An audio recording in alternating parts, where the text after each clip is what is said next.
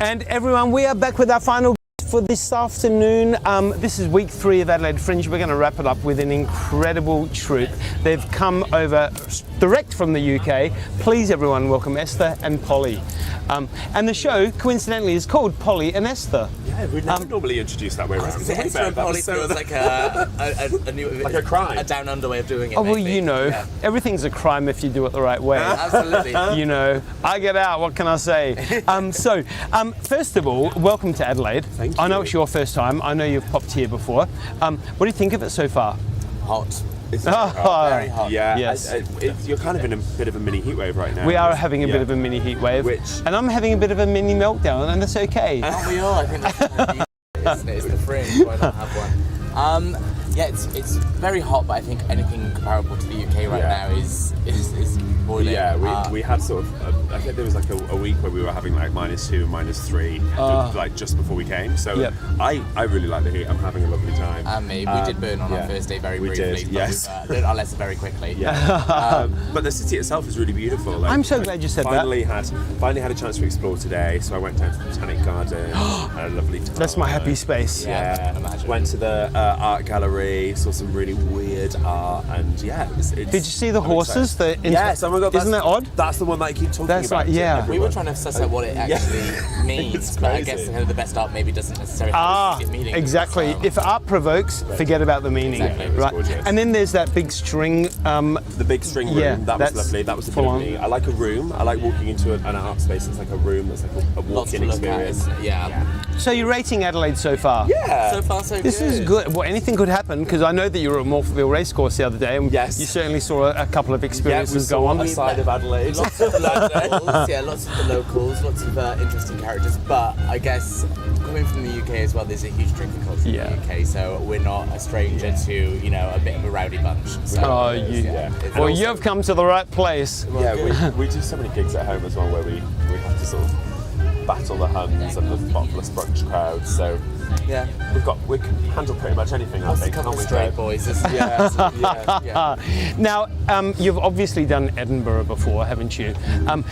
Based on what you've experienced so far with Adelaide Fringe, what are you seeing differently that we do in Adelaide Fringe that happens in Edinburgh Fringe? I think the pace feels slightly more glacial here. I would say it just feels not in a slow way whatsoever, but Edinburgh is so, a room like the one in right now, jam-packed and just literally overflowing with. It just feels like you're walking through like here in Gluttony. Yeah. I couldn't tell you off the top of my head, but like it feels like 10 venues or something like that. Yeah. Which show it having shows there's a lot less variety, but like it leaves you able to cover more ground and it feels a bit more bespoke in that way. I think, which is quite nice. A bit more boutique, a bit more bespoke. Like it feels like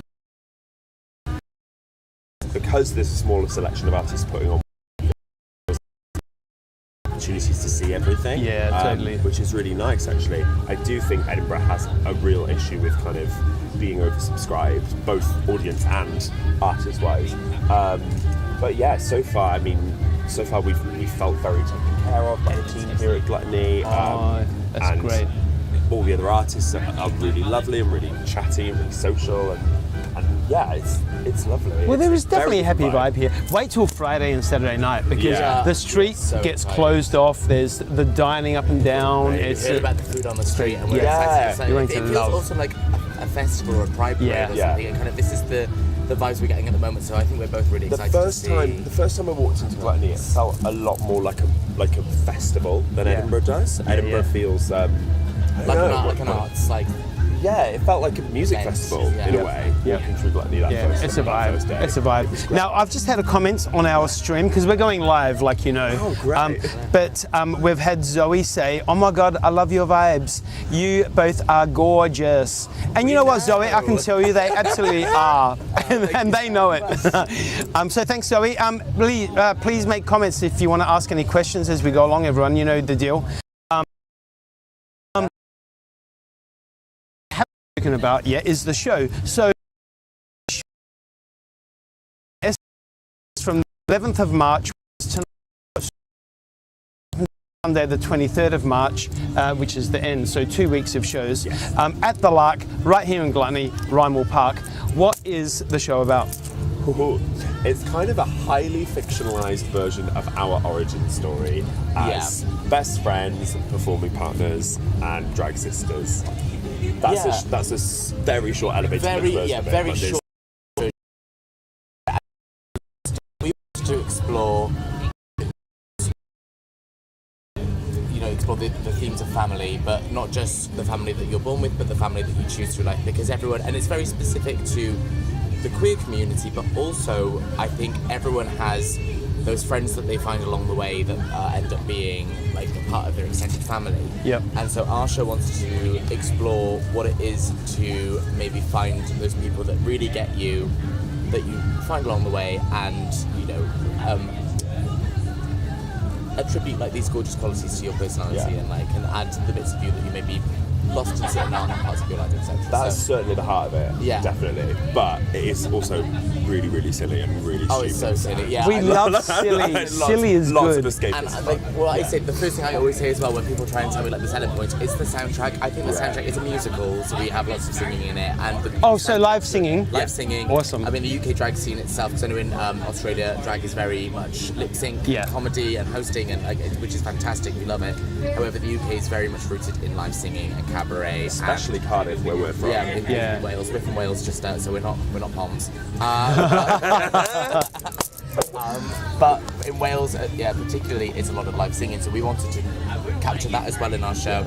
And so we, as drag family and chosen family as well, have very different tastes. But there are linking points to us as well. Like, we've got a couple of crossover points. Like, I'm much more like Judy through sort of Annie Lennox, Kate Bush, and love it all that. Whereas I'm more of like the power pop girl, like kind of the Taylor Swift, Sabrina Carpenter, like top 40. But then we do have top music that top 40. But not to say Judy Garland can hit the top 40, but she's had her time. Exactly. However, we do have parts of the bridge there. We've got Charlie XX, we both enjoy, Lord as well. I know which is a Kiwi, isn't she? But we've got lots of music. We both like a bit of Kylie. I love Kylie. Madonna. So we do have our crossover points, and I think that's also like I think one of the sort of things that I think works for us as a performing duo and as friends is that I think we're so different as drag artists, but with what kind of glues us together is like this commitment to performing, this commitment to telling like a fun story, and this commitment to having a bit of a laugh. So silly. It's the silliness that keeps the show together. And I think people often will look at us and think, guys, you guys shouldn't work together, which is why it works. I think it's one of those things. Kind of like a couple from day one of writing the show, we had the audience response was always like, it really shouldn't work, but for some reason it does. So how long have you worked together for? Or known each other for even? We've known each other for like officially about 4 or 5 years.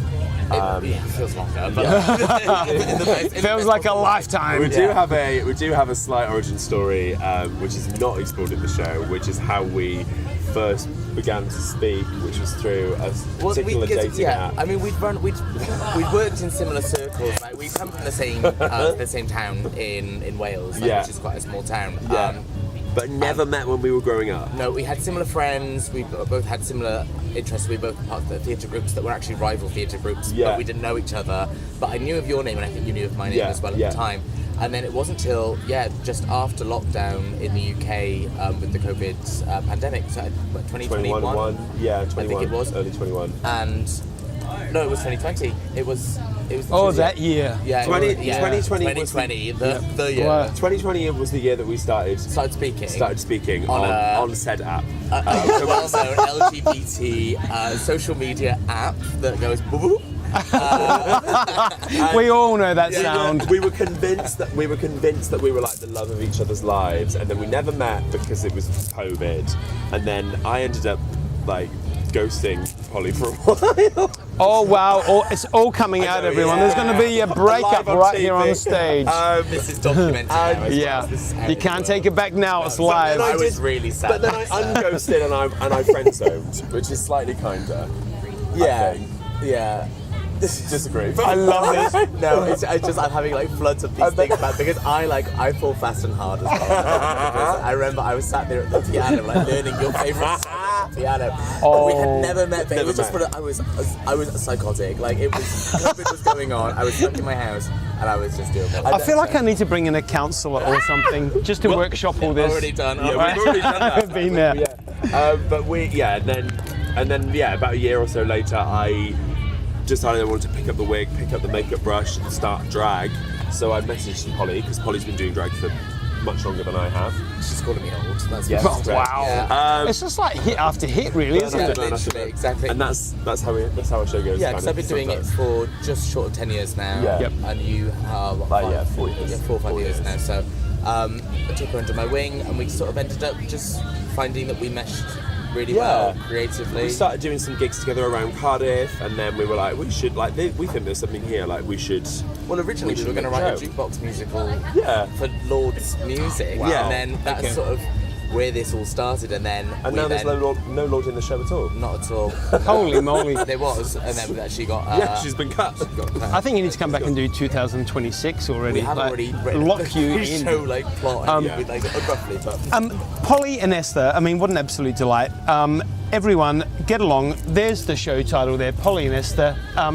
They're obviously not in full costume just yet because, time frames and all that kind of stuff. I know that you need to go and get ready for the show. What time is the show tonight? It's on at 10 o'clock. 10 o'clock, all right. So I know you've got a lot of work to We do. also just wanted to leave a bit of an element Bit of surprise mystery, as well. a bit of mystery. So the show is called Polly and Esther, everyone. It's from, like I said, Tuesday last night, right up until the 23rd of March, in Gluttony at the Lark. Happy 2025 Fringe. Hope it's extremely successful for you both. I'm going to come along and see the show. Gorgeous. Please do. I cannot even wait to see the costumes. I can't wait to hear the songs. You have me at Annie Lennox. I mean, come on, please. So that wraps up not week 3. That wraps up tonight's episode, everyone. We're going to be back again tomorrow night, which is Thursday night, for even more. Thank you so much for watching, and we're going to see you back here at the Hendrix Gin Lounge tomorrow night from 6 o'clock. Tune in, everyone. Cheers, be kind, be safe, and get out and celebrate arts and entertainment.